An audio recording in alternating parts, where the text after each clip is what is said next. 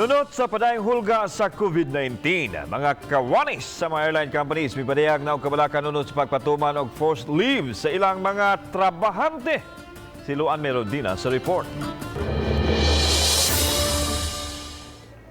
Kapina sa usa ka buwang nasinati sa Terminal 2 sa Mactan Cebu International Airport ang pagmeno sa mga pasahero. Human gipatuman ang travel ban sa China, Hong Kong, Macau ug partial travel ban sa South Korea. Busa ning pagsud sa buwan sa Marso, dul-a na sa 30 ka mga flights gikan sa naasoy mga dapit ang kansilado. Kinibisan pa man, gilibkas na ang partial travel ban sa South Korea. Subay niini, pipila sa mga airline companies may patuman na og forced leave sa ilang mga kawani. Kun kaniadto, ang passenger service agent nga si Mar Nino Valenzona may 2.5 days off.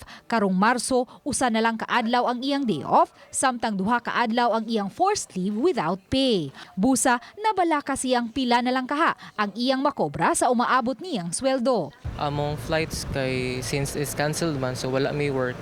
Then mana siya possible nga mogamay ang sweldo by March karon mag-impose karong March sa nga month, so wala pa mi like ka feel nga kuan is either karong quincenas or 29 na mo ma-feel kung unsa jud murag amo ang sweldo ana.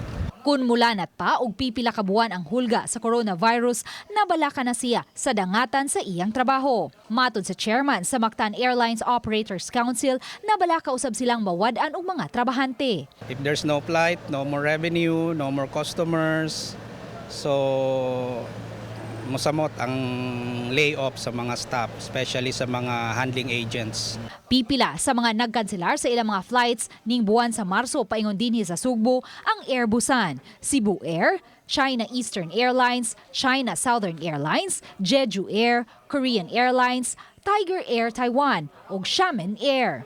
Bisan kung medyo miluag-luag na ang Pilipinas, batok sa mga nasod nga apektado sa COVID-19 sama sa South Korea, apan matod sa Mactan Airlines Operators Council, mataod-tauran pa una nato mabatyagan ang epekto pagbalik sa kalagsik sa turismo sa Sugbo. It's very costly to operate a flight, so dili na pwede siya i-operate na half empty or empty ang seats on board.